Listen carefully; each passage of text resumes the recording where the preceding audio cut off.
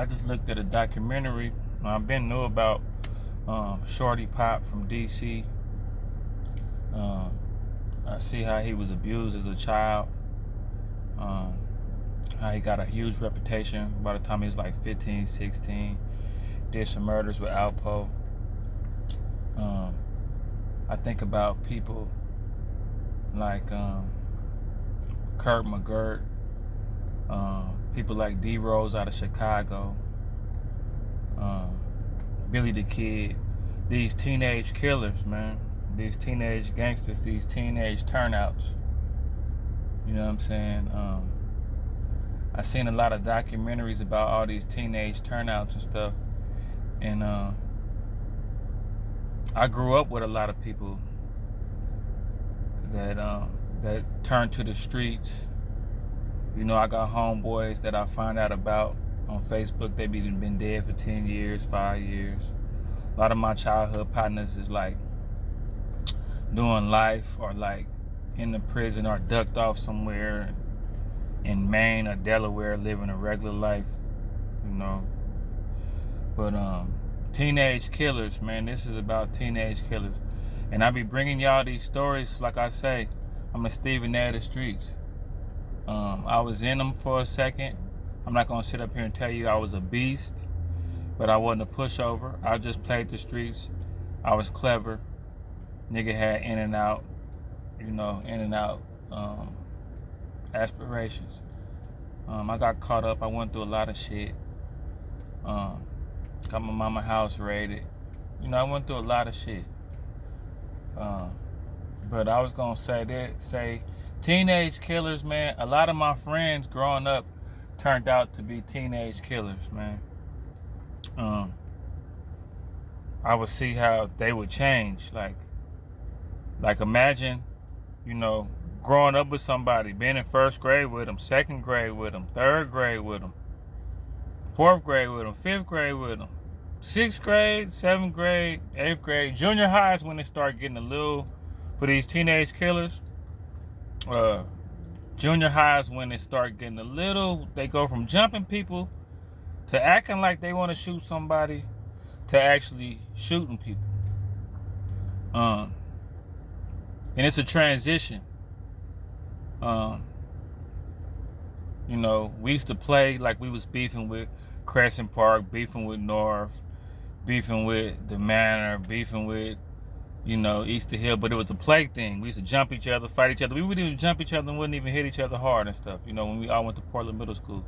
But I noticed as some of us get older, the teenage killers usually be the teenagers and the kids that don't have good home.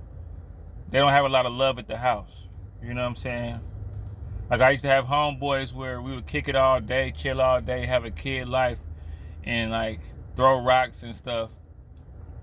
And you know, damn, this lady just got, what the fuck? He didn't even do nothing. These people crazy as hell.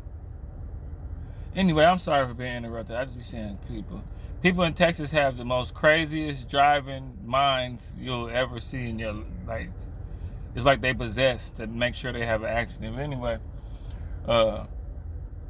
you know, they don't have a lot of like structure at the house. They kind of wild when they get home. For a lot of these kids that turn out to be teenage killers, you think y'all be outside doing wild stuff, throwing rocks at, shattering glass windows, and throwing rocks at cars, and cussing out adults and running and all. Their life really get crazy when they get home. I used to have homeboys when it was time to go home, they would get sad, like, man. You know, every now and then you'll pop up at their house and see what they're going through, see how they living. Some of them will bring you in the house. Some of them will be in a rush to get to the door so you wouldn't see what's going on with their mom or what's going. But you know, they didn't have that much love, that much structure, and they had a long time to think. And see what be happening to these teenage killers is they be looking for love, looking for like acceptance, looking for something like a hobby. Like every kid needs something to be carried away with. Nowadays, kids are carried away with Instagram, carried away with their phone, carried away with talking in the group chat, got a little best friend. When you be growing up in the hood, the teenagers that don't have a good family structure, they don't really be attached to nothing. They're not attached to church. They don't play for the football team, the basketball team. They don't go to the rec and hang out. They don't go to the rec and hang out. They be kind of like searching for something that wasn't there the whole time. And what happens is the OG is you know, people talk about grown men preying on younger women in the hood, but people never speak on the grown men that prey on the 13 and 14-year-old kids in the hood who don't have a family structure. You know, they don't talk about how the OGs come suck them in and use them as a crash dummy. You know, because it starts off with an older dude programming them and sending them on missions. Then the older dude gets scared of them. Then the younger dude, the teenage killer that got his rep up from doing things for the older dude gets scared of him. And then the younger dude adopt a bunch of little niggas around his age to run with him, like with Shorty Pop. Like when I hear the Shorty Pop story, and they was talking about how he was jumping people, and went from jumping people and terrorizing people to having a big mouth, showing he got a lot of heart to recruiting people to run with him. That's how it always is with the D Rose story, how he was the littlest nigga. You know what I'm saying? But yeah, these I had a partner named Kenny Pooh, man, and Kenny Pooh ended up killing somebody on prom night. But I always knew something was different with Kenny Pooh. My mama used to always be like, be careful when you with him. I don't like that little boy eyes. What's wrong with him? And Kenny Pooh was like 12, 13 doing shit. But it's like these teenage killers, man, you'll see them at school. It's like they'll be quiet at school. They'll be like a grown man at school. You hear all this shit about them in the street, then they'll come to school and barely talk. Killers don't really talk that much. Some of them do, but when, like a lot of little niggas that I know that used to make the transition into being teenage killers, they stop talking as much. You can see it in their eyes. It's like they size up everything they go. They size you up. They size up every room they go. They kind of turn a little weird a little bit when they start getting into all that shit. But I done seen some of my little partners jump off the porch and try to get in that life and try to get them a murder and end up getting whacked. I know niggas, as soon as they jump off the porch, I know little homeboys that was making the transition into wanting to be with that shit, and then as soon as they got into that shit, they end up dying. You know, not everybody build a reputation. See, that's the thing. A lot of these niggas hear about all these niggas that got bodies and got a reputation.